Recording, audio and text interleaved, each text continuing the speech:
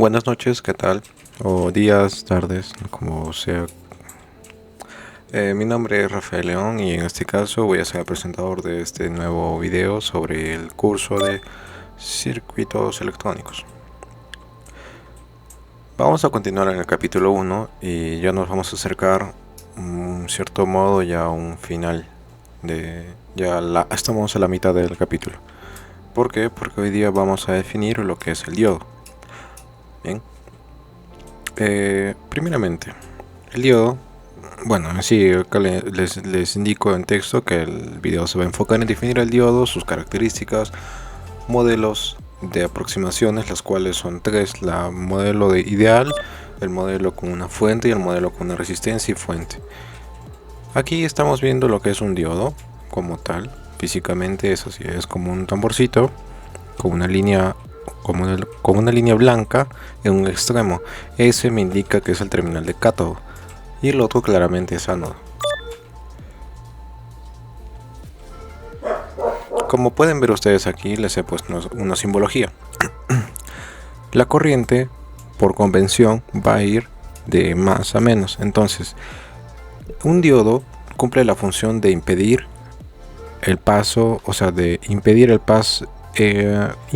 paso de la corriente en dos sentidos. Es decir, si la corriente va de ánodo hacia cátodo, va a haber un libre paso de corriente.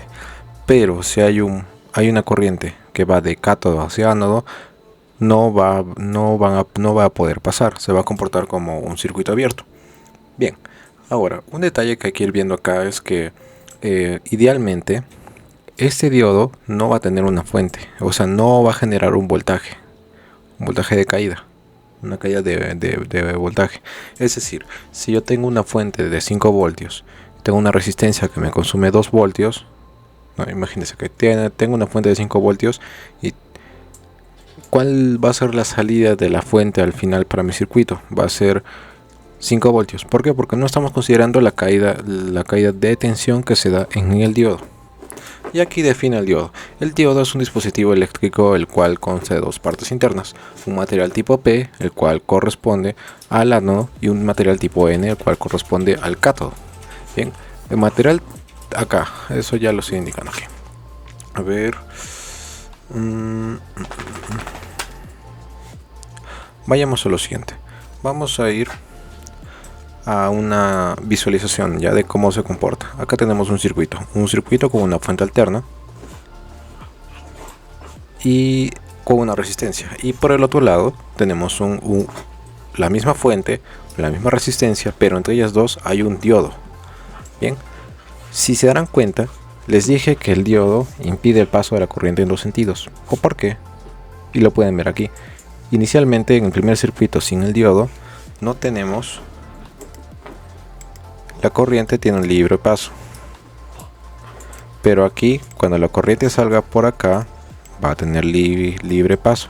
Pero como es alterna, cuando estés en el flanco negativo, cuando vaya por aquí, no va a poder pasar. Entonces se forma esta gráfica, una línea recta, o sea que es cero, corriente algo, corriente cero. Y acá sí es completo, ¿no? ¿Por qué? Porque no hay no hay un diodo, así que la corriente va a ir primero de más, después va a ir por acá, ¿entienden? Bien, no es complicado entender esto. Esto es la última parte teórica que vamos a ver sobre el primer capítulo, una de las últimas, porque después vamos a seguir con los temas principales. En este caso, aquí lo que estoy haciendo es simplemente, bueno, lo que está haciendo esta imagen es simplemente invertir el diodo, bien, la dirección del diodo. Entonces, cuando la fuente vaya a su onda positiva, no va a poder pasar, pero cuando sea onda negativa, sí va a poder pasar. ¿Ves? Blanco, 0, un valor de corriente, 0. Bien. Entonces ya van viendo cómo funciona un diodo. Veamos aquí con una lámpara. Miren, si invierto el sentido, esto es con una fuente DC. La corriente siempre sale hacia esta dirección. ¿Bien? La I source y S, el corriente source, source. ¿Ya? Cuando está en esta posición, no hay pase. ¿Por qué? ¿Cómo lo interpretas? Imagínate esto. Este es ves que esto es como un tipo, como de una línea recta, ¿no? Interpreta lo que es como una barrera. En esa barrera, mm, cuando la corriente venga por la barrera, no va a poder pasar. Pero en este caso, mira acá, tienes como una flechita, es como un indicativo que te dice es para acá. Entonces, si la corriente viene por acá, va a tener libre paso. Y lo podemos ver aquí, ¿ves? Ahora no, y ahora sí. Ahora no, porque es para la barrera. Ahora sí entra por aquí y sale por la barrera. Bien. Aquí, esto es uno de los temas más importantes. ¿Por qué? Porque esta es la gráfica de cómo trabaja un diodo realmente. Ahora, si te darán cuenta aquí, generalmente ustedes ven una gráfica en donde esto es cercano a cero. Y sí, esta gráfica está bien, no está mal. Esta distancia que ustedes ven no es que sea mucho, porque realmente si te darás cuenta la unidad que está acá es menos 10 picoamperios. O sea, es muy pequeño. Y en cambio acá tenemos un miliamperio, 2000 amperios, ¿entienden? Eso sí realmente debería ser muy chiquito, entre comillas.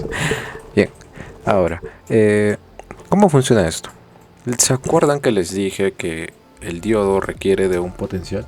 O sea, en el diodo se da una caída de tensión. Bien, en los diodos convencionales esa caída de tensión suele ser de 0.7.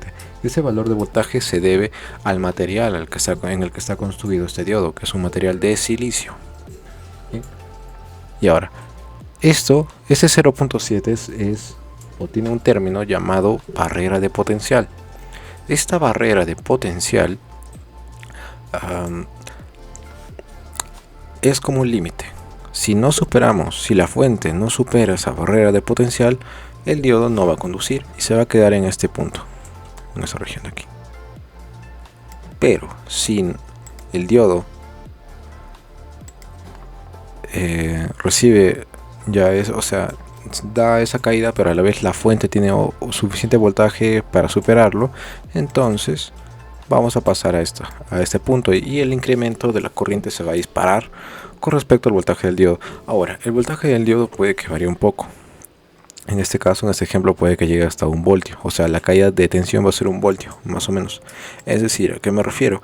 Que si la fuente que alimenta a todo es de 5 voltios, el diodo va a jalar hasta máximo en cierto rango de operación, dependiendo, ¿no? Si es 20 miliamperios, va a jalar cerca de 0.9 voltios. Entonces réstale estos 5, 9 y tienes 4.1 voltios. Y esto va a ir directo a tu circuito. Bien, tienen que tener en cuenta eso.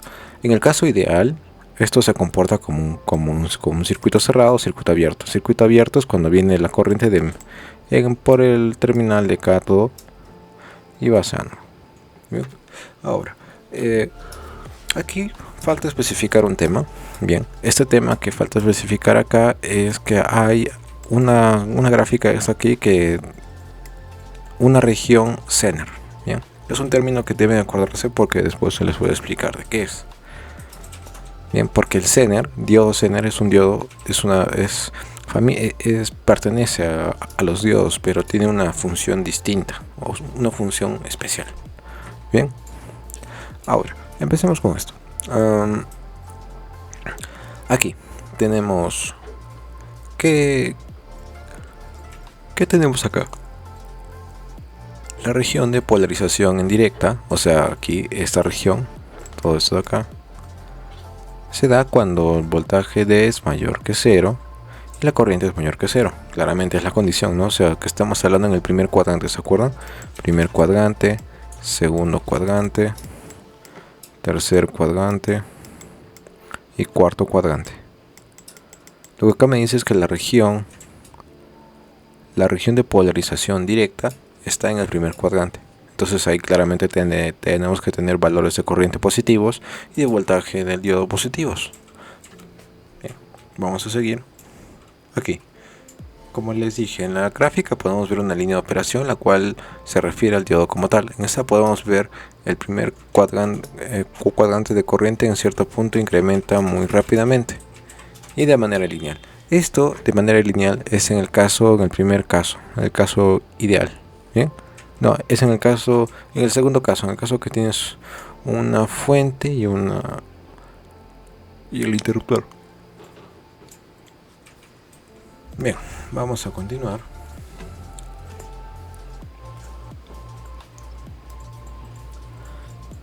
Y vamos a entender aquí este texto. Bien, respecto al punto de linealidad e incremento de corriente en el primer cuadrante, tenemos que cumplir la condición de que se supere cierto voltaje. Ajá, es lo que les dije, la barrera de potencial. Si nosotros superamos esa barrera de potencial, el diodo recién va a estar en funcionamiento, si no, no lo estará. Bien. Para germanio, para diodos de germanio 0.3 y para diodos de silicio es 0.7.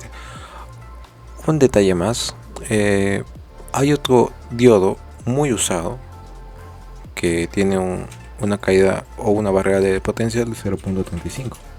Así que ya te puedes dar cuenta que en realidad no se usa estos diodos de 0.7. ¿Y por qué? Porque no estás desperdiciando parte de tu alimentación de fuente en un diodo cuando no debería ser así. Bien, ahora, ¿por qué se da una linealidad e incremento positivo en la corriente en el primer cuadrante? ¿Por qué? Para esto hay que responder dos cuestiones y mencionar dos términos que ya hemos dicho antes. Es la polarización directa y la polarización inversa.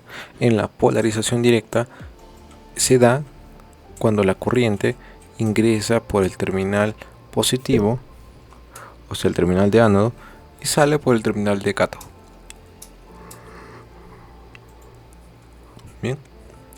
Y lo mismo, y la polarización inversa es simplemente una inversión. Es decir, que ahora la corriente entra por cátodo y sale por ánodo. Y como verán aquí en la imagen que les he puesto, es muy ilustrativa. Porque les dije que cuando es polarizado en inversa, un diodo es un interruptor abierto. ¿Y eso qué significa? ¿Se acuerdan de esta banda? De esta zona de conducción, esto. En este caso aquí se agranda mucho más con respecto a la polarización directa. Entonces ya podemos ver cómo es que se da la interpretación de que es un circuito abierto y un circuito cerrado. Ahora, tipos de diodos. En tipos de diodos vamos a tener el diodo rectificador, el diodo LED, ya todos lo conocen, el rectificador ya lo expliqué más antes, y el diodo Zener. La simbología de un diodo Zener es muy parecida a la de un diodo rectificador, solo que con una variación aquí, en la flecha, en la línea de la parte superior. Bien. ¿Qué hace un diodo Zener? Un diodo Zener es un dispositivo de un PN de silicio que permite que la corriente fluya no solo en una dirección directa, como un diodo típico de silicio, sino que también en dirección inversa si el voltaje es mayor que el voltaje de ruptura, lo cual se le conoce como voltaje de rodilla Zener o simplemente voltaje Zener. Bien, ahora, ¿cómo funciona esto en la gráfica? En la gráfica se acuerdan que les dije que faltaba espacio para Zener. Bien, aquí, esta región, tenemos la región Zener, el voltaje Zener, VZ es voltaje de Zener. Aquí el Zener va a actuar ya como una fuente. No como una fuente específicamente, pero esto no necesito explicarlo ya, está bien claro. Y ahora vayamos al diodo Schottky. Este es el diodo más utilizado. ¿Por qué? Simplemente porque su caída de tensión en él es mucho más baja que la de un diodo de silicio. Bien, que este es aproximadamente 0.35 voltios su caída, entonces es mucho menos que el de diodo de silicio. Ahora, hablemos sobre la disipación de calor en diodos. La ecuación que define esto es la ecuación de la potencia. Potencia, corriente por voltaje. Voltajes y corrientes de ¿qué? Del diodo. Potencia del diodo. Esta fórmula nos indica cuánta potencia está disipándose en el diodo. También lo más importante, poder seleccionar un diodo adecuado para según mi aplicación. Si elijo un diodo X, debo revisar su ficha técnica y la potencia máxima que debe aplicarse. Sí, acá es muy importante. ¿Dónde está? Aquí está. Si la potencia del diodo que calculamos es mayor que la potencia límite de la ficha, el diodo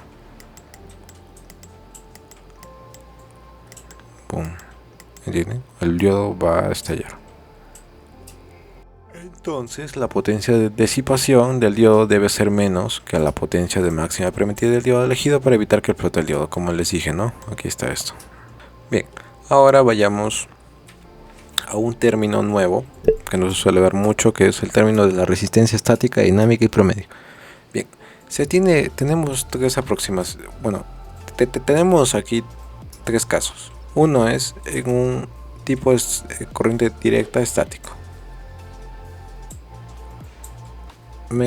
El segundo es CA o dinámico. En ese caso, para los tres casos, cuando incremente la corriente del diodo, la resistencia del diodo va a disminuir. Esa es una relación que se cumple para los tres casos.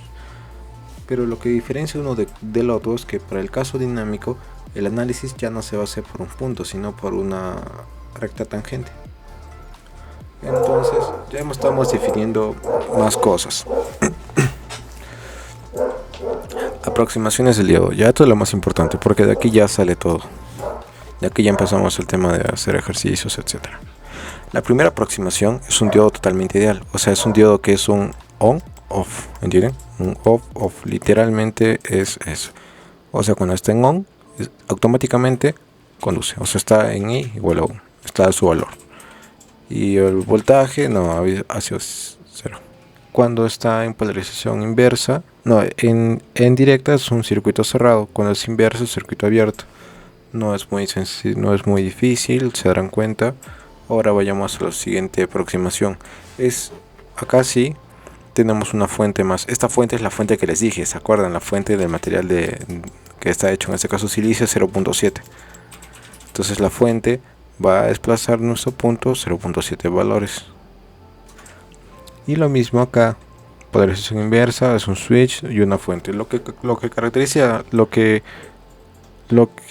va caracterizando esto con los tres aproximaciones es que cada una es más compleja que la otra, pero ambas son funcionales dependiendo de cada uso.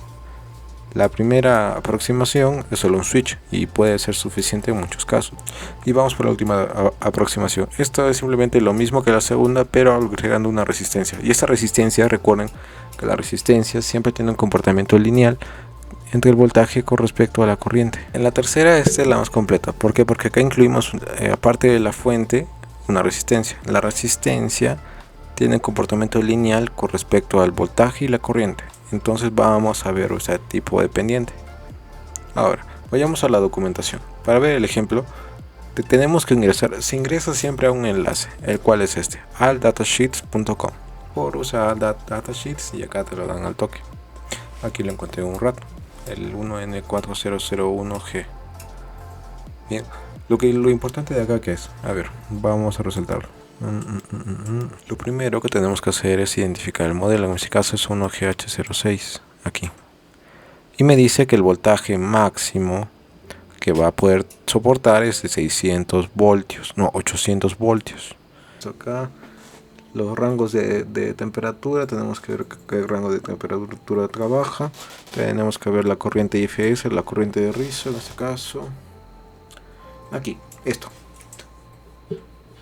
Que ver las características eléctricas, las características térmicas. En las térmicas tenemos que ver que la potencia que soporta máxima sea menor a la potencia de la que está trabajando nuestro diodo, como lo hemos especificado antes. Lo mismo pasa para las características eléctricas. Tenemos que ver que la corriente de reversa sea la que especifica la ficha. En este caso la corriente de reversa está especificándome de 10 a 50 microamperios. Bien, entonces hasta aquí sería el video de hoy día. Espero que les haya gustado. Si tienen una consulta, por favor háganmelo saber. Suscríbanse a este video y sin más me despido.